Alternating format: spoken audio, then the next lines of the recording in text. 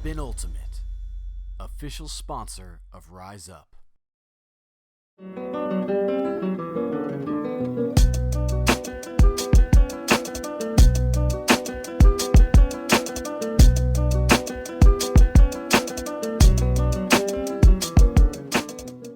Today we're going to be talking about the triangle marking scheme. The triangle marking scheme is a plan for how to attack each thrower and where to limit their options and how to catch up to their pivots. Assuming that you understand the physical fundamentals of marking, it's vital to have a plan when you approach each thrower. If you know what you want to take away, you can align your marking defense with what the downfielders are doing to have a cohesive 7-person defensive set. The goal is to stop the quickest throws, the throws that hurt downfield defenders' chances the most. After that, we want to use a couple of different fundamental tricks to catch up to the thrower to relieve some of the advantages that they have. The goal is to force throwers to pivot. While many people talk about pivoting as a good thing for throwers, the best throwers stand still and stare at the field. We want to make those throwers pivot so they spend more time moving than they are analyzing and taking apart a defense. The triangle marking scheme has 3 different components.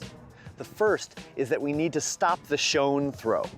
Good throwers hold one throw available so it can be quickly released, and we need to make sure that we are physically blocking that throw without fouling. Once we've stopped the shown throw, we need to be able to move our feet to stop the first pivot. This requires moving far enough that the thrower is forced to pivot a second time. Because throwers have the offensive advantage of knowing where the race is going and when it's going to start, the defense needs a trick to catch back up. This is the triangle move, where we'll drop to a deeper depth to cut off the second pivot throw. Once you've used this trick, you need to re-engage with your initial mark and try to get the thrower into one more triangle scheme.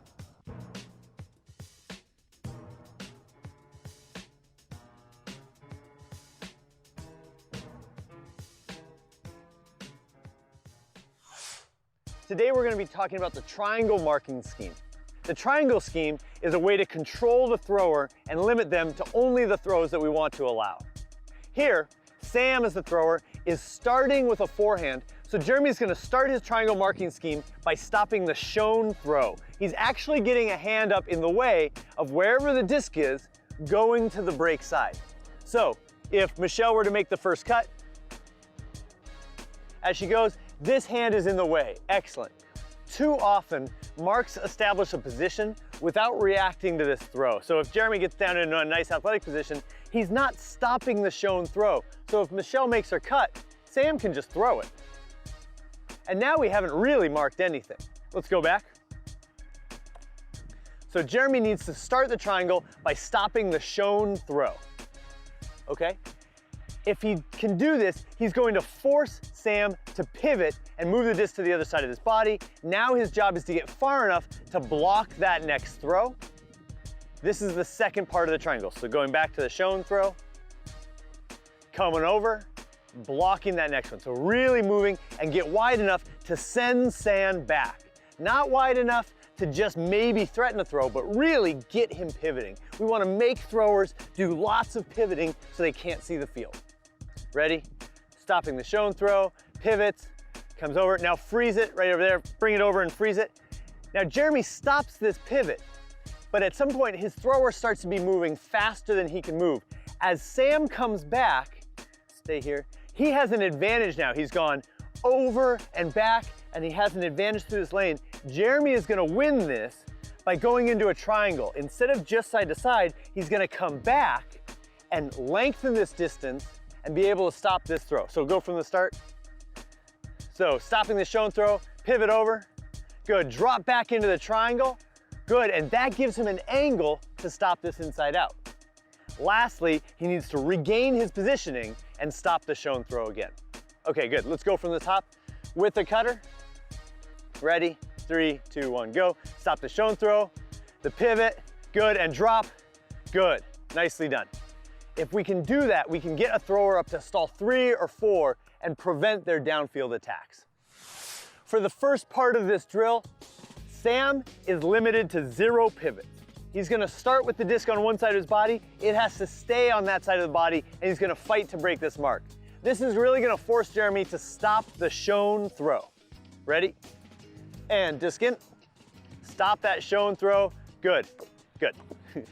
Excellent. And this might feel a little bit silly, but it's gonna force us to get far enough over. Now, I want you to be far enough over that you can stop the shown throw from going to the break side. You don't need to be so far as to stop it entirely. So stay here. Yeah. Ready? A little bit more to your right. Good. Now your hands up. And you're stopping the shown throw from going to the break side. And cutter. Good. Good. You're going to be surprised at how often marks can do this well. Good. New mark. And 3, 2, 1. Stop that shown throw. Good. Good. That's a good mark. Next. Stop that shown throw. Good. Ooh, there it is. Now we really want to be moving that hand. Make it unpredictable. Good, come on up, Michelle, you're gonna mark. Good, a lot of energy here. He's showing forehand, so get your hand way up in front of that, way up and move more to your left, so you're really in front. There he is, and go. High hand, moving the hand, moving it, good. That's what we want, is to challenge that shown throw, good. Stop, more to your side, more, good. Now, if they do get that break off, come back, let's do that one more time. We have another disc. If they do get that break off, without even using a pivot, that means that we need to stop it even more. So not just blocking it with one hand out there, but moving over a little bit and making that hand in motion. Ready, and go. Good, excellent. Next one, let's start with the shown throw as a backhand, that was good. Showing a backhand, show it. Pete, get over enough to stop it, good. And disc it, good, good. Throwers, treat this serious. Try to break it anyway. Like you're limited to this in a game. More. There it is. Good. Next one.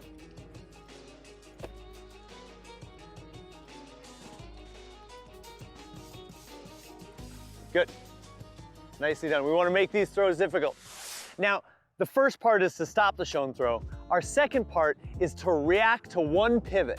We need to be able to move across with the thrower without fouling, because if we're fouling throwers, they can use our fouls against us. Also, it's bad spirit, and we want to be the best possible players we can. Stop the shown throw. Now in this drill, the thrower is limited to exactly one pivot. Jeremy can try to break it on one side, or he can shift over and try to break it on the other side, but once he's there, he can't shift back. Ready? Cutter, the same thing, choose any target, here we go, and move with him. Good. Now, if they easily get off that first one, let's try this one again. If they easily get off that first break, it means we're coming too far on that shown throw. We want to stop the shown throw from going to the break side and be ready, because you know you've got it stopped. So when he starts to move, you know he's coming. Let's get quick back to it. Ready? Stop that shown throw, more. Good, and move. Good. There we go. Nicely done. Let's rotate through, let's get some reps at. Good.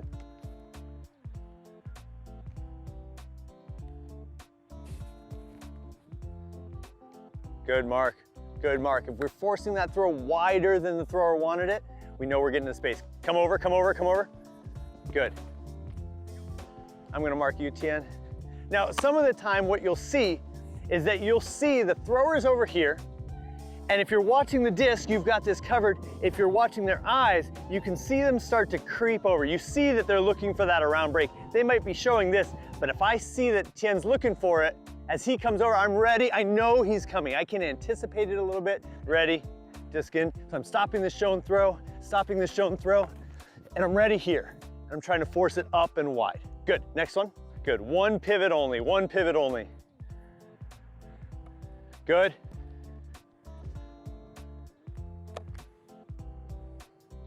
Good, high left hand, and move. Good, nicely done. Even against a much taller person, you can mark really effectively if you're anticipating that pivot. Let's go, marks, let's turn it on. This is a lot of pressure to put on our mark. We're gonna really force him to work. There's no defender downfield, get it. Good, good, anticipate. Good, and that's two pivots, right? Come across and back, that's a win in this drill. We're looking for anything that puts the disc a little bit behind the receiver. Good. We're gonna go into the third part of this drill where we really work on that complete triangle. So Sam, I want you to start on the inside. Raj, stop the shown throw. one pivot, so pivot over. Good. Now when you pivot back, rods drop to depth, go.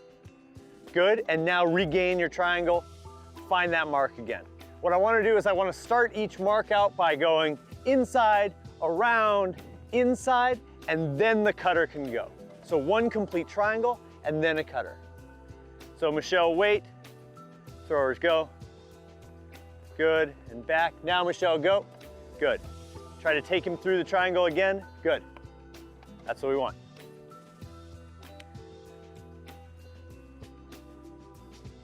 And go. Wait, Sam.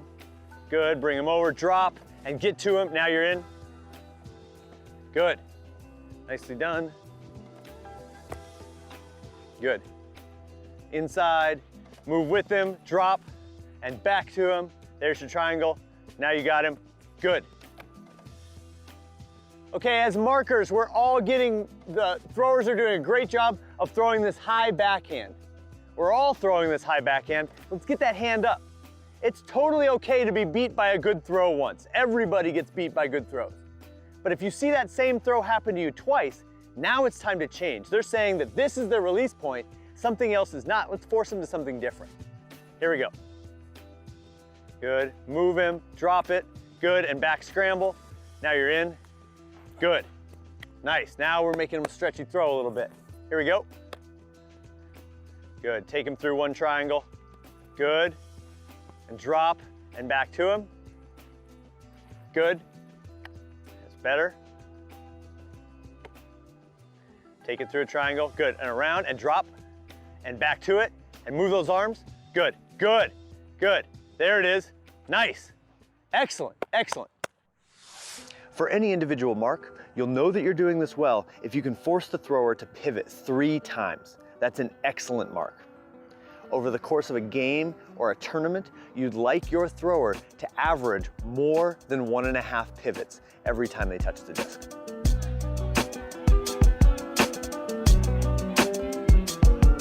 Up to Johnson.